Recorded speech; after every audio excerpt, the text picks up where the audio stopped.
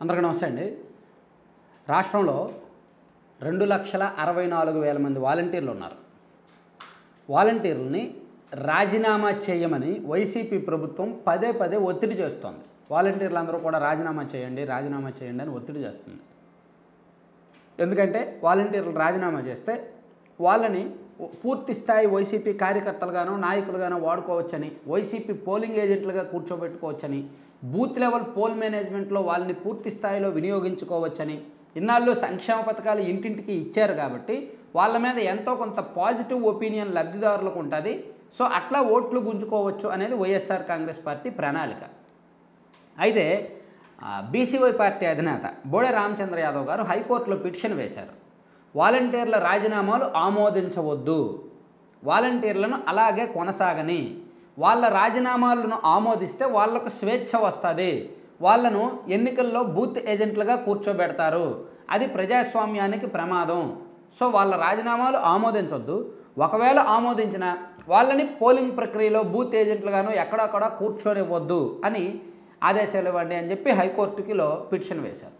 So ఈ పిటిషన్ల నేపథ్యంలో high court నిన్న విచారణ చేపట్టి ఈరోజు కూడా దీని మీద రెండో దశలో విచారించి అసలు ఎంతమంది వాలంటీర్లు రాజీనామా చేశారు, ఏం జరిగింది, రాజీనామా చేసిన వాళ్ళు ఏం చేస్తున్నారు, మిగిలిన వాళ్ళ పరిస్థితి ఏంటనేది మొత్తం ఆరా తీస్తే ప్రభుత్వం తరపున ఒక రిప్లై ఇచ్చారు. ప్రతివాదన వినిపిస్తూ అఫిడవిట్ వేస్తూ 62,000 మంది వాలంటీర్లు ఇప్పుడు వరకు రాజీనామా చేశారు, వాళ్ళు ఏం చేస్తున్నారని మాకు తెలియదు, రాజీనామా చేసిన తర్వాత వాళ్ళకి ప్రభుత్వానికి సంబంధం ఉండదు, వాళ్ళు ఏదైనా చేసుకోవచ్చు, ఒక 900 మందిని మేమే తొలగించాము రకరకాల కారణాలు ఉన్నందున, సో మిగిలిన వాళ్ళు ఇంకా వాలంటీర్లుగా కొనసాగుతున్నారు అని రిప్లై ఇచ్చారనమాట. సో దీని మీద కొన్ని వాదనలు జరిగిన తర్వాత హైకోర్టు ఈ కేసు తీర్పుని 2 వారాలకు వాయిదా వేసింది. ఇక్కడ వచ్చింది అసలు సమస్య. అసలు ఈ కేసు ఎన్నికలకు సంబంధించిన వ్యవహారం. పోలింగ్ ఏమో మే 13వ తేదీన ఉంది, అంటే ఇంకొక 19 రోజుల్లో పోలింగ్ ఉంది. సో హైకోర్టు పోలింగ్కు ఒక 4 రోజుల ముందో 5 రోజుల ముందో ఈ కేసును మళ్ళీ విచారిస్తాము అంటే అప్పుడు వరకు కూడా టెన్షన్ కొనసాగుద్ది. వాలంటీర్లను కొనసాగించాలా వద్దా, వాలంటీర్లు రాజీనామా చేయాలా వద్దా, రాజీనామా ఆమోదించాలా వద్దా, వాళ్ళని ఈ దేనికి ఉపయోగించుకోవాలా వద్దా అనే టెన్షన్ కొనసాగుద్ది. యాక్చువల్లీ ఇది ఎమర్జెన్సీ పిటిషన్. సో హైకోర్టు సాధ్యమైనంత త్వరగా తీర్పిస్తే బాగుండేది, పూర్తి స్థాయి విచారణ చేపడితే బాగుండేది. మరి అంటే కోర్టుల ప్రక్రియను మనమేమి తప్పు పట్టలేం, కానీ కొన్ని ఎమర్జెన్సీ ఎన్నికల నేపథ్యంలో రాష్ట్ర భవిష్యత్తుకు సంబంధించిన అంశాలు చర్చకు వస్తాయి కాబట్టి ఖచ్చితంగా ఎన్నికల నేపథ్యంలో ఇటువంటి వాటి మీద త్వరితగతిన విచారించి ఫైనల్ తీర్పు ఇచ్చేస్తే బాగుండేది. సో దీని మీద భిన్నమైన చర్చలు అయితే జరుగుతున్నాయి. వైఎస్ఆర్ కాంగ్రెస్ పార్టీ ప్లాన్ మాత్రం చాలా పెద్ద ప్లాన్.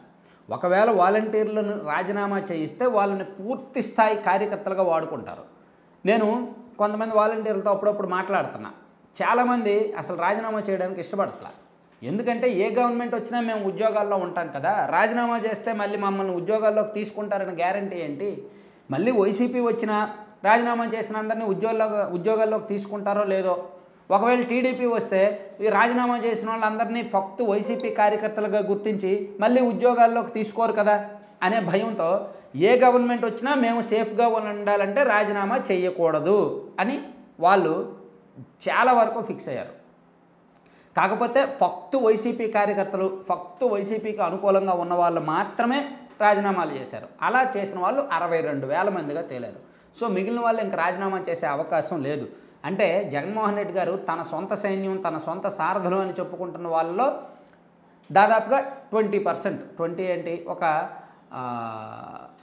17% వరకు మేబీ వైఎస్ఆర్ కాంగ్రెస్ పార్టీ వాళ్ళు వైసీపీకి అనుకూలంగా ఉన్న వాళ్ళు అనుకోవచ్చు. మిగిలిన వాళ్ళందరూ కూడా వైసీపీ మాట కూడా వినలేదు అని అయితే మనం అనుకోవచ్చు అన్నమాట. సో దీని మీద ఇంకేం జరుగుద్ది, హైకోర్టు తుది తీర్పు ఏమి ఇస్తుంది అనేది చూద్దాం. Thank you.